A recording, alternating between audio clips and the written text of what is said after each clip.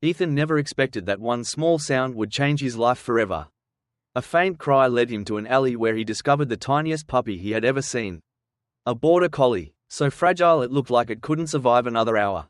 Its trembling body and pleading eyes begged silently for help. Ethan scooped it into his hands, determined to fight for its life. But when he rushed to the vet, nothing could have prepared him for what happened next.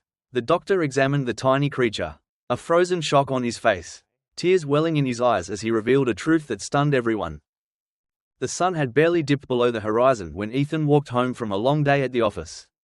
The streets of his Portland neighborhood were quiet, painted in hues of orange and fading blue. He enjoyed this time of evening when the world slowed down and the noise of the city softened. But that night, the silence carried something unusual, a faint, high-pitched sound that tugged at his attention. At first, he thought it was a bird or the whimper of a distant animal. He paused, tilting his head, and then he heard it again. A cry, weak, trembling, desperate. Ethan followed the sound, his steps cautious as he approached the narrow alley beside the local grocery store. The shadows between the metal dumpsters stretched long and heavy, but there it was again, that tiny cry, fragile yet determined. He crouched low, squinting through the gloom, and his heart nearly stopped. There, nestled against the cold concrete, was the smallest creature he had ever seen. At first, he thought it couldn't be real. It was barely the size of his thumb, its tiny chest heaving with effort, its voice a pleading whimper that seemed to echo louder than its body could contain. He reached out carefully, his fingers trembling. The little creature's fur was damp and scraggly, sticking to its fragile frame. There was just a hint of black and white, a pattern he vaguely recognized. Its eyes, impossibly bright for something so small, blinked up at him with an expression that pierced straight through his chest. "Oh my God," Ethan whispered, his voice barely audible. He had rescued dogs before, seen strays wandering the streets, but nothing like this. This wasn't just a tiny puppy. If his guess was right, this was a Border Collie, a breed known for its energy and intelligence. The contrast broke him. It looked as though it had been left behind, the runt of a litter abandoned with no chance of survival. Ethan gently scooped the tiny pup into his palm, astonished at how little it weighed. It was lighter than a feather, yet its heartbeat thudded rapidly against his skin, fighting for life with every fragile beat. The puppy whimpered softly, curling its miniature paws around the edge of his finger, as if begging him not to let go. Ethan felt a lump rise in his throat. "It's okay," he murmured, his voice steadying with determination. "You're safe now, I've got you." The alley felt colder than before, but in his hand, the fragile warmth of life pulsed. Looking around, Ethan searched for any sign of a mother or siblings. The dumpsters stood silent, the street lights flickered, and the world seemed indifferent to the miracle struggling in his palm. No other puppies, no trace of a protective parent, just this tiny soul left alone to die. Ethan's jaw tightened, anger and sadness mixing inside him. He couldn't imagine what kind of cruelty or misfortune had led to this. But he knew one thing. He couldn't walk away. This pup needed him, and he would not let it face the world alone. With careful steps, Ethan tucked the puppy into his jacket pocket, creating a cocoon of warmth. He pressed his hand over it gently, feeling its faint trembles calm slightly under his touch. Each step home felt urgent, as though the little life in his care might slip away if he hesitated. He whispered words of comfort as he walked. "Just hang on, little one, we'll get you warm, we'll get you fed, you're not alone anymore." And though the world outside remained silent and uncaring, Ethan carried hope in his hands, a hope so small it could fit in his palm, yet powerful enough to change everything. Ethan hurried through his front door, closing it softly behind him as though even the smallest noise might frighten the fragile creature in his jacket pocket. He flicked on the living room light, the warm glow spilling across the space, and carefully pulled the puppy from his coat. It lay in his palm, its body trembling, but alive, its tiny chest rising and falling rapidly. For a moment, Ethan simply stared, amazed at how something so impossibly small could still cling to life. His heart swelled with both wonder and fear. He rushed to the kitchen, placing the puppy gently on a folded towel on the counter.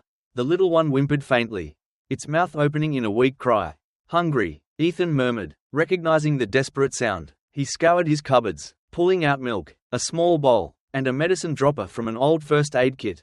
With careful hands, he warmed the milk and filled the dropper.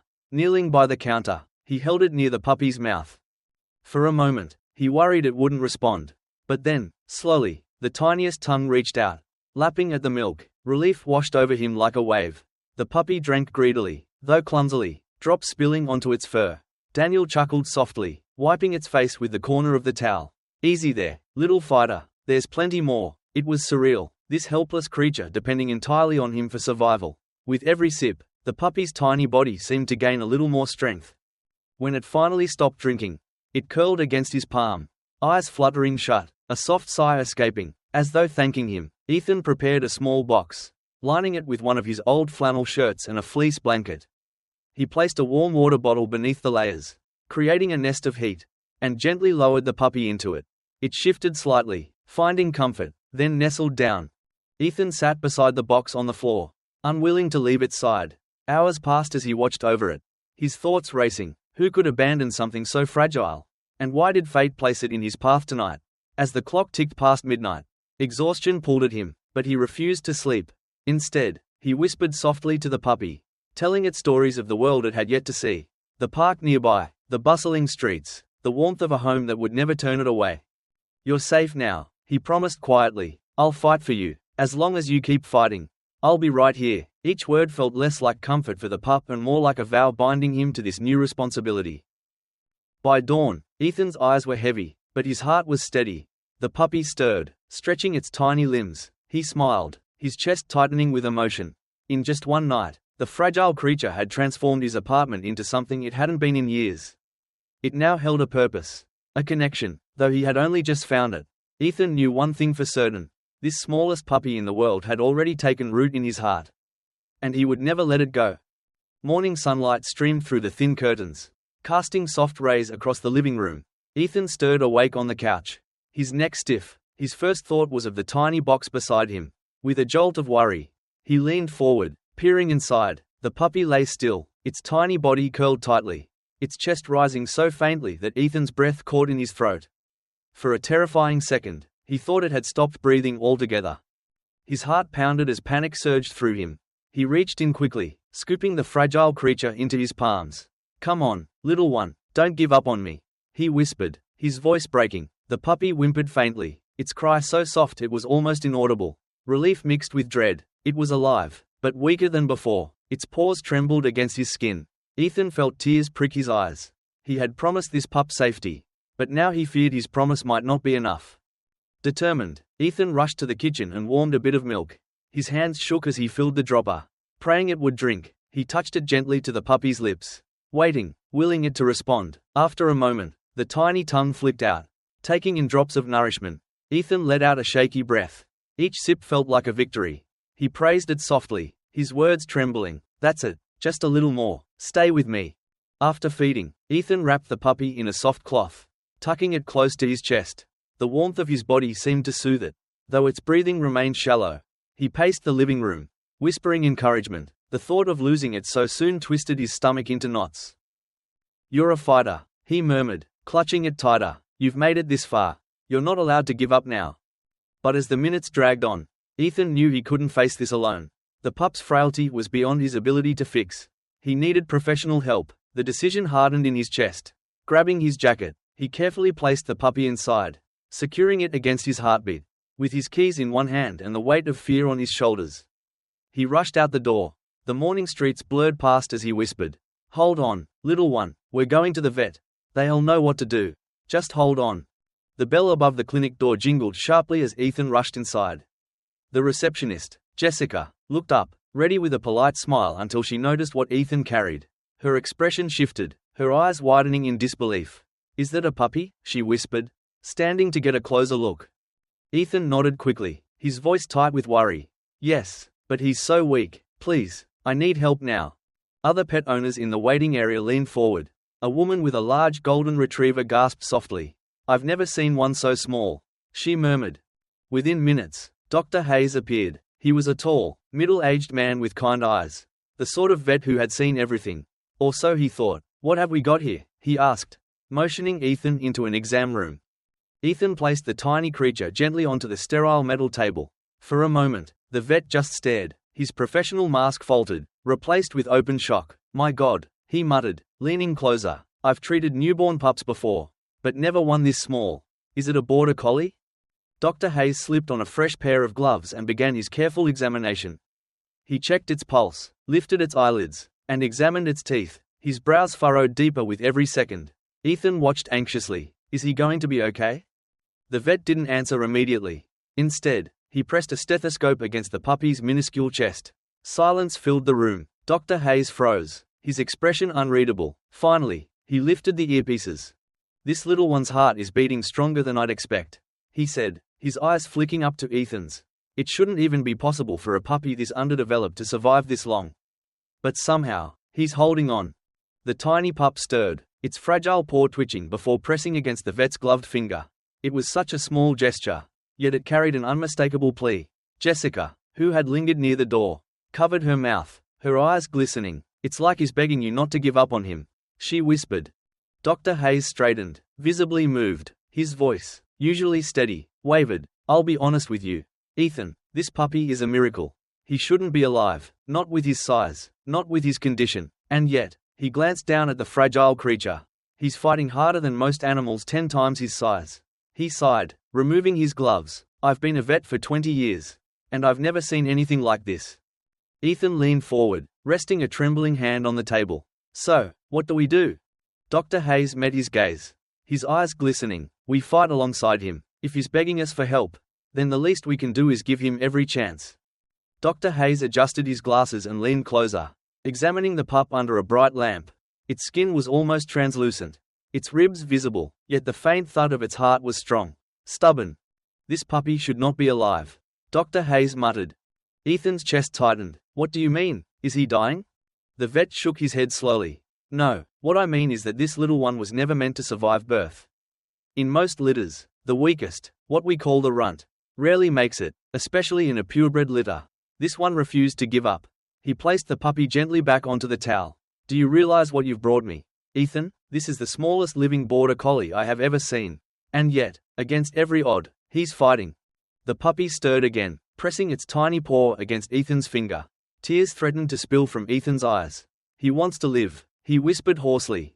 Dr. Hayes nodded, his own eyes shimmering. "Yes, and that's what makes this so incredible. Science can't explain willpower, Ethan. This puppy's heart is stronger than its body should allow."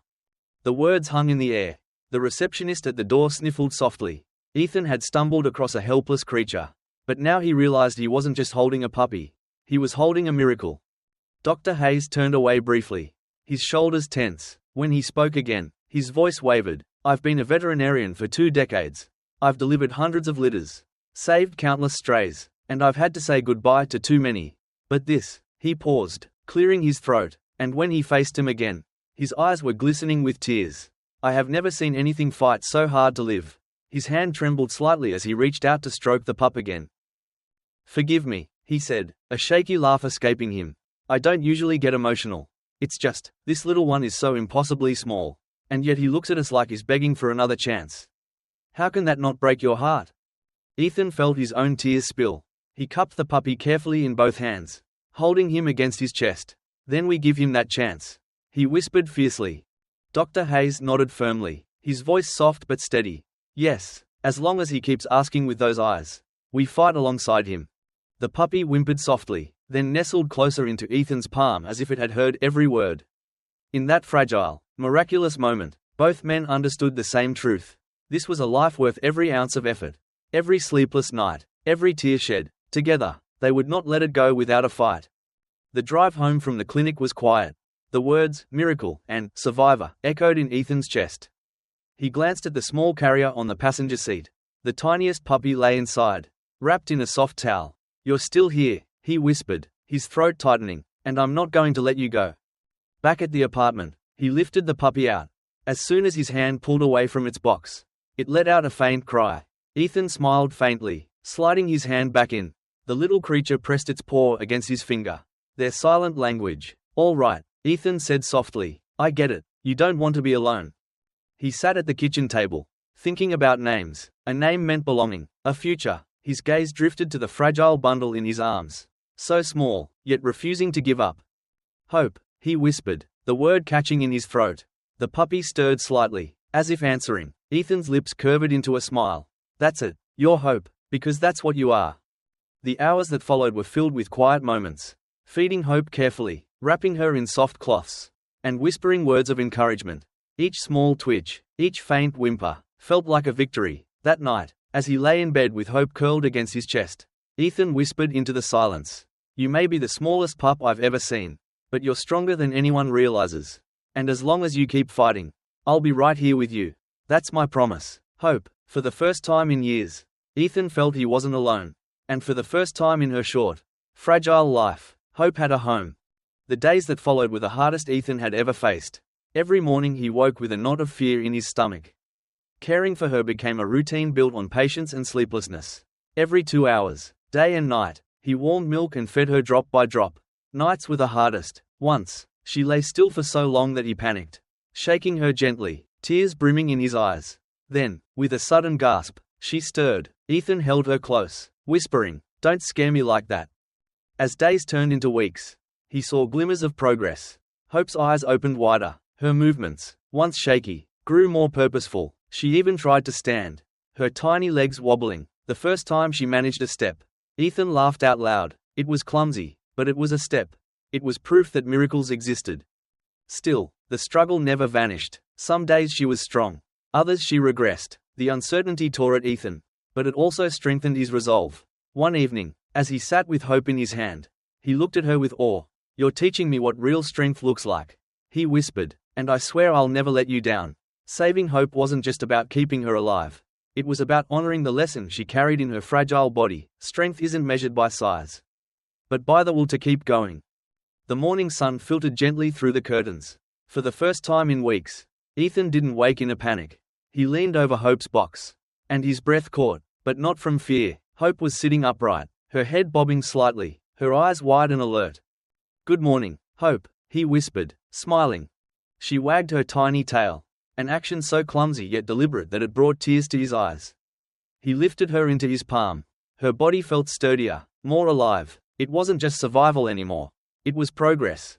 Over the next few days, Hope began eating eagerly. Her legs, though unsteady, carried her a few steps at a time. One evening, as Ethan worked at his desk, he felt a faint tug at his pant leg. He looked down and froze. Hope had climbed out of her box and toddled across the floor to reach him.